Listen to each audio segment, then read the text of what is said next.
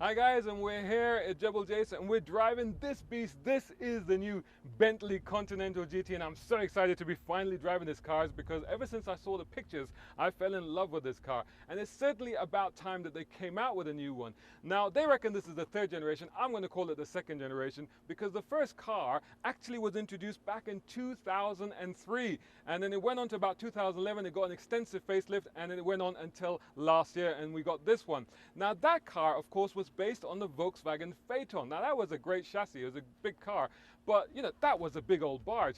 This car is completely new from the ground up. This is based on the Porsche Panamera platform. It's a completely new car.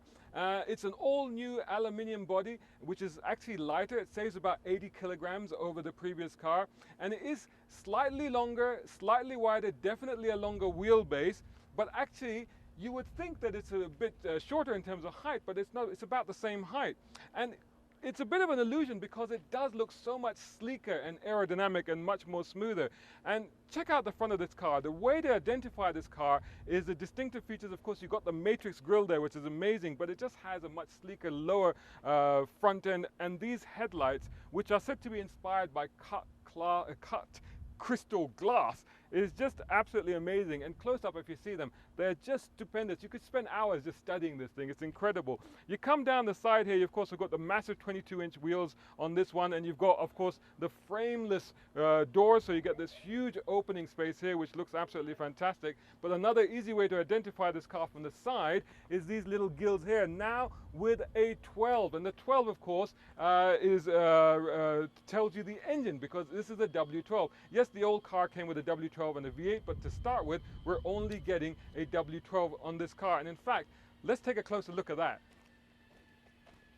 So there's a little catch just under here that you can open it, and then you look at that beast. Now I believe this is of course a completely redeveloped engine as befits a car like this. I think it sits a bit further back to make it less nose heavy than the previous car was.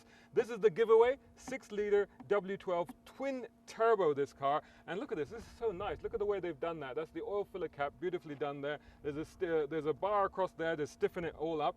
It's very nicely presented here. You know, I mean, a lot of engines these days, you open them up, you just get a plastic cover, but this is nicely done. Of course, there's not a lot you can do with it because it's very tight, and I don't even know where the dipstick is on this. Now, I can tell you it's got 626 brake horsepower, 664 pounds for the torque, does 0 to 100, and get this, 3.7 seconds.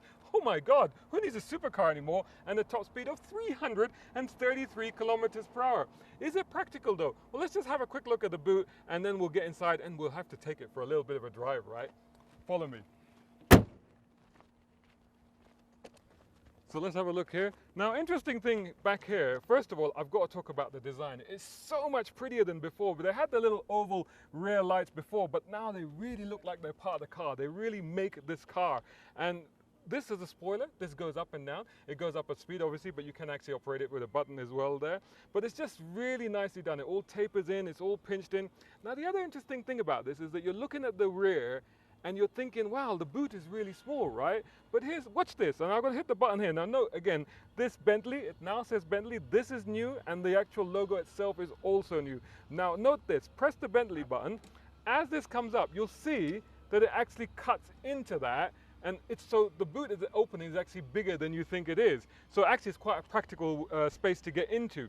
In here you could probably get about three suitcases, I reckon. There's not a lot back here. There's some hooks down there. There's a 12-volt power supply. There's a brolly for when it rains. Not very often, but there you go. I feel very English now, there you go. And under here we've got, well, all kinds of bits and pieces. It's got fuse box, battery, and of course a tire repair kit and a first aid kit and all that sort of stuff. So actually quite a practical thing. I'll put the brolly back. And of course you can operate the boot with the button there. Now, time to get into the front of this car, and the interior is just amazing. Follow me.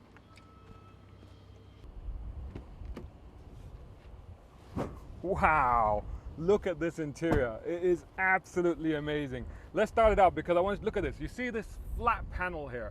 And by the way, this wood trim, what do they tell us about the wood trim? It's 9 hours of work. It's 10 square meters of wood trim that's gone into this thing. I'll give you some more facts in a minute, but first of all, I want to start it up.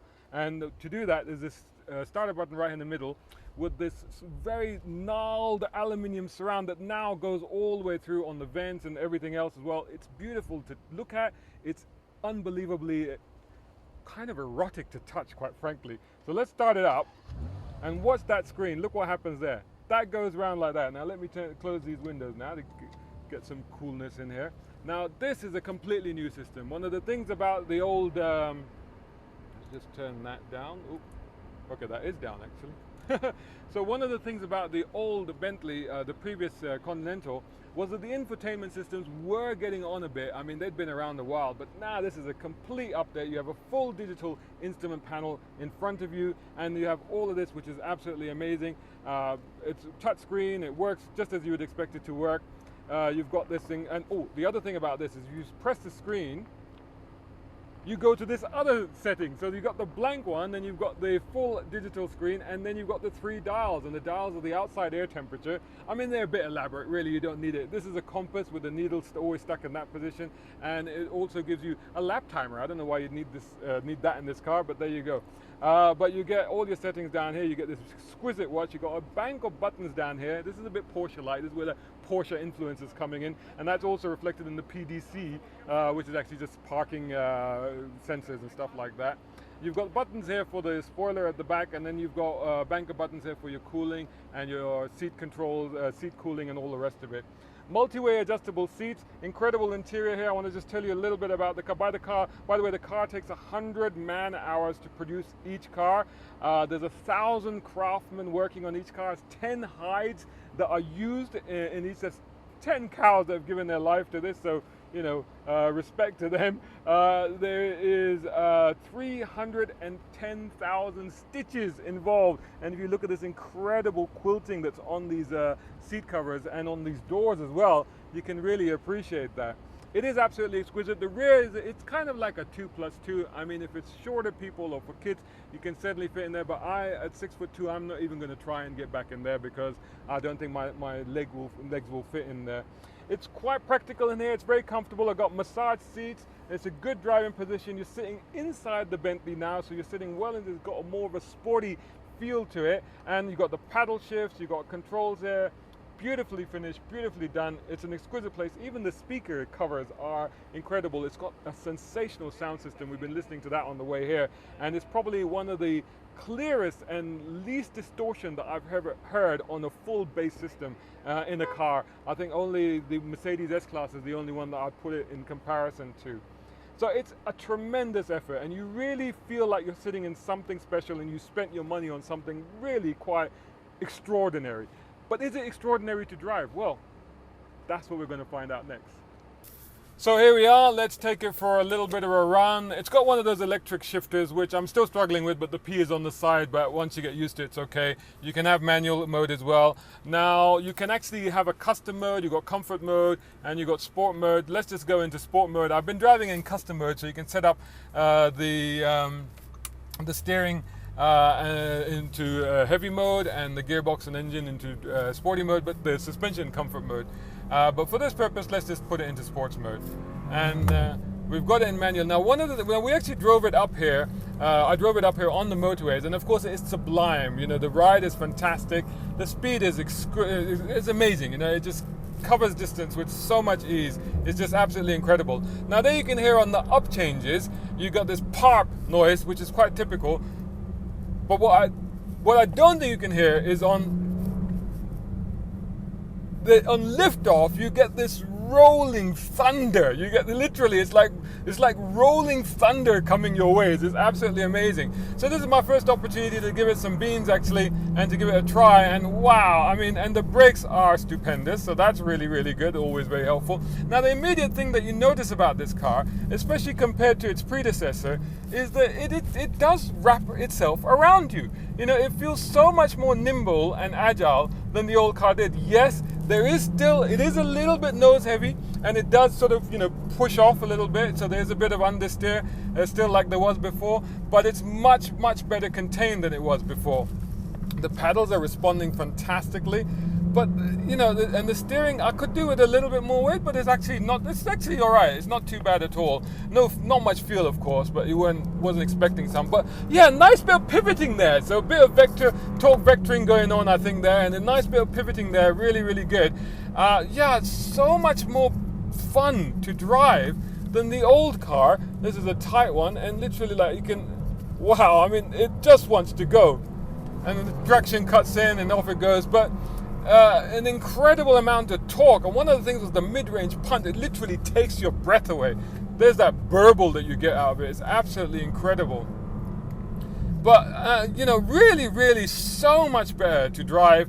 In every way, this car is so much better than its predecessor. It's just unbelievable. And, you know, oh, million dirhams as usual for Bentleys. And this one is also a million dirhams. So actually, when you think of it in those terms, it's actually not bad. And it'd be interesting to see what the V8 is going to be like, especially since I used to prefer the previous V8 compared to the W12 in the previous Continental GT. But I've got to say, overall, it is an absolutely incredible car. I think Bentley have done an absolutely amazing job with this car. And it's just so far ahead of where, I mean, literally, like, I mean, they're saying third generation, I'm saying second generation, but I would say it's jumped probably 5 generations ahead. That's where I think this car is at. It's absolutely stupendous. I totally recommend this car. It gets a full thumbs up for me. That's our review of well, that's our first drive review. I hope to get the car again and do a full drive review of it at some point. But that's the first drive review from us. Let us know what you thought of the review of the car and anything else you want to talk about in the comment section above, below, anywhere around this video. Thanks so much for watching. Please do check us out on motoringme.com, and of course all the social media. That's Facebook, Instagram, Twitter, YouTube. And if you're on YouTube, then please make sure that you like, share and subscribe. And also, whilst you're doing all of that, follow me. I'd love to see you on my Instagram account. Thanks so much for watching. Until the next one. I'm going to call it the second generation because the first generation was actually around in 2003. So it went from 2003 to 2011, and there's a car coming in, and I don't know if it's going to work.